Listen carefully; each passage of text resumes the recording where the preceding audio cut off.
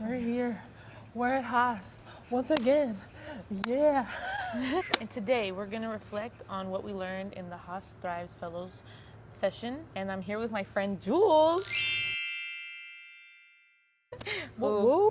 I'm Alex. I'm a first generation recent graduate from San Jose State University. I also am a CMO alum, and that means that I get a fellowship. That she rocks. Everybody socks. Currently, I am a Berkeley HAAS Thrive Fellow, where I'm learning their admissions process, what it looks like to be a Master's in Business student here. Okay, so everybody, I'm Jules. Like she said, we are part of the 2026 Thrive Fellow cohort here at Berkeley HAAS. I am also a CMO alum, year 2024. So basically what that program is and what it entails, like Alex was saying, it's a program offered to undergrad students that are attending both HSIs and HBCUs. And what it does, it facilitates a pathway to be able to kind of fully immerse yourself on what MBA programs look like within the UC system. It's a very selective program. Normally it's about 50 scholars that attend each year over the summer. From across the U.S., y'all. Yes. And we were lucky enough, blessed enough to be part of those programs a year apart. It has secured not only full tuition to UC of choice for our full-time program MBA, and then about a year and a half some for a part-time MBA. And then also I am a student ambassador for the Hispanic Association of Colleges and Universities, and I'm currently attending Cal State University of Northridge as an accounting major. It's supposed to be my last year, but we'll see. Maybe I like it there and I stay another 2 years. We're Cal State babies. Yes. Transfer student originally from Long Beach City College. I met Alex last year at our welcome for the Thrive Fellowship, now attending Northridge, and also a student parent. So we got all the things, and it has been a magical experience. So tell me, what is it that you walked into? Okay. Like when you first walked into campus, knowing that we were going to review admissions and applications, what is it that you think like was the number one thing that you were going to walk away like, oh my God, I learned something? Understanding the different programs, or what I need to do, like what my next step is. Okay. Because getting an MBA sounds very scary because it's like a big goal, but I think I was maybe looking to break down that goal. I did, because now I know my next step is to focus on applying to one other access program, whether it be MLT, the consortium, or access. And then at the same time, I need to figure out how to start doing the GRE or GMAT. The exams. Yeah. The exams. Okay. How do you feel about those? I mean, I don't know what they are yet. I know that they're difficult. When you were thinking about grad school, is that something that you think maybe you had like an inkling of information about? Or do you think you didn't even know that? Like you graduated high school and you're like, oh, I did my SATs, I'm never going to take an exam like this again, like an assessment type test. Yeah, in undergrad, I didn't know you had to do more testing to go, like to take another degree or take another step. But thankfully, because of CMO, the program that we're a part of high school. CMO. Hi, CMO fam. Yes. I think that's when I started to realize, like, unfortunately, there will be more exams that I have to get put through to continue, like my education. Okay. What is one thing that you still are like a little doubtful about? That maybe you think that you gotta kind of dig, maybe you do a little bit of your own research and maybe ask Maria about next time, or whomever you've been able to connect with. If you can pinpoint it to like one thing. I think since I'm only 1 year post-graduating, and my whole thing is I still don't have like a full-time career that I think I can't even say, oh yeah, I'm 1 year into my full-time job, so I'm 1 year closer to applying. It's just like understanding where I am in the application process.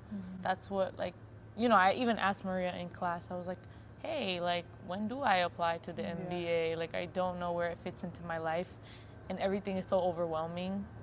So I sometimes, that's what I would have to, I guess, ask her about. More like, research.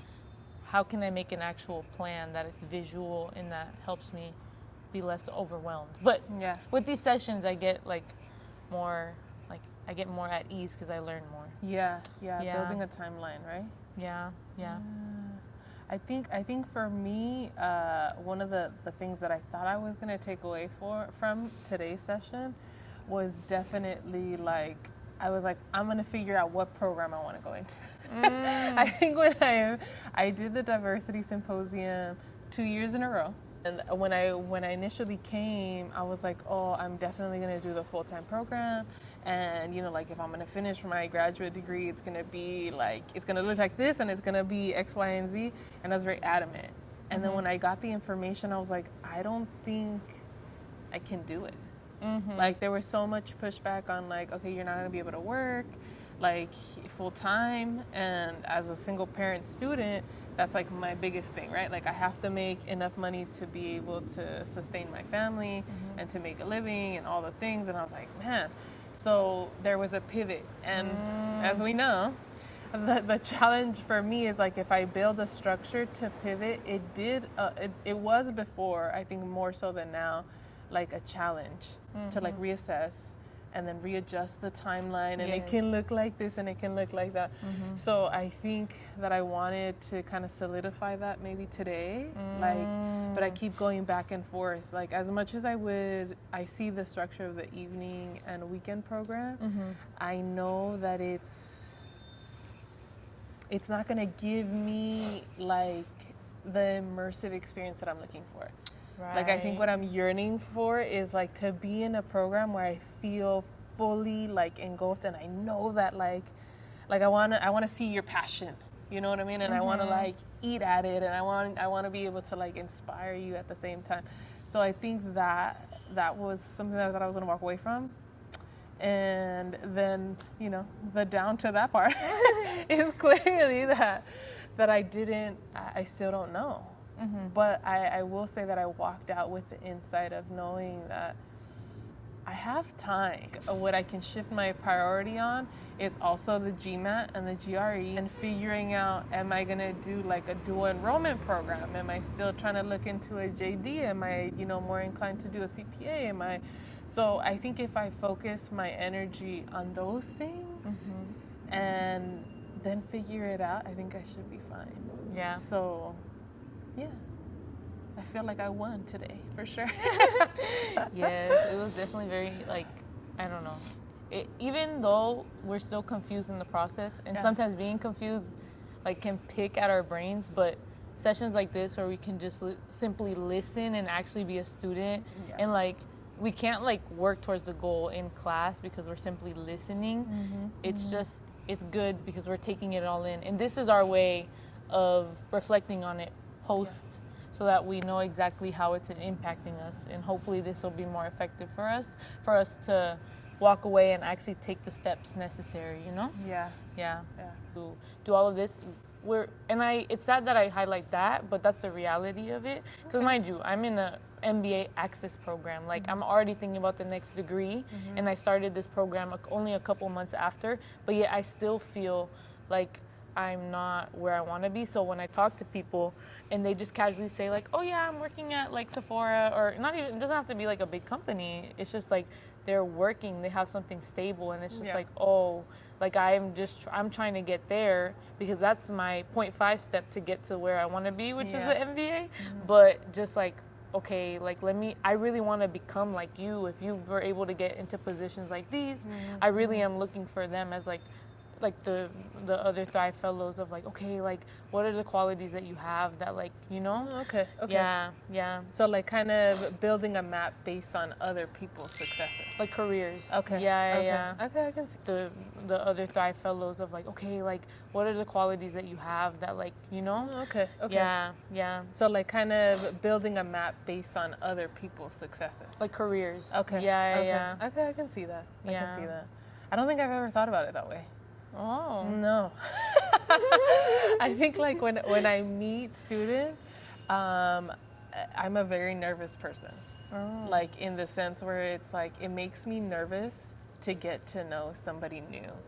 And it's interesting to me even because like I love going into spaces like this where like you don't know anyone, and it's like I'm gonna try a new thing and I'm gonna learn a new thing. But that's what makes me so excitable, right? It's like the student in me that's eager to learn and curious about like things that I don't know about, right? And that's why I go into spaces like that. But when I meet people, I don't know what it is that I just kind of want to, like, I just want to, you know, I want you to poke at my brain. I want to see how much you stimulate my mind, you know? But, yeah, no, I will say, I think maybe I need to pull myself away from trying to have people mirror that same sense of inspiration that I'm trying to convey to others. You know what I mean? Yeah. I think that like even when we were talking about SEMO with Amy, one of the biggest things she would tell me, she's like, you know, even if you reach one person, and I would get so much pushback, and I was so frustrated, and I was like, no, this is an amazing opportunity. How can you tell me no? But the truth is, it's like, that's so true. You're gonna get so many people that are gonna tell you no. And at the end of the day, it's just about that one person that does, you know, take into mind like, oh, this is a great opportunity, or maybe I can connect with them and they can be a resource. So, I don't know. Maybe that's my takeaway for today. But what do you mean by that, though? Like the one person. When you disagreed with what Amy said about even if you reach one person. Like if there's one person that I can inspire, if there's one person that I can empower, or that I can like facilitate Knowledge? Information to, then I should consider that the goal met. It's just gonna be you next month, and you're gonna have to hold it down for all of us. You know what I mean? But at the end of the day, it's like if you walk into the room every single time with the same positive energy, it's no longer a show that you're performing. It's like that's a persona that you've embodied, and it's like, oh my God, yeah, I'm gonna do it. Like, oh, here she comes. Like, you know what? I'm gonna be part of her video this time, or I'm gonna ask her, hey, you wanna do? You know what I mean? Yeah. So it's like it's a seed. It's that. It's the seed that you're planting, and I'm trying to harvest a freaking tree and take it home with me the same day, and it's like that doesn't happen. So I think understanding that gray area and taking that gray area as a win is probably, the gray area is a win.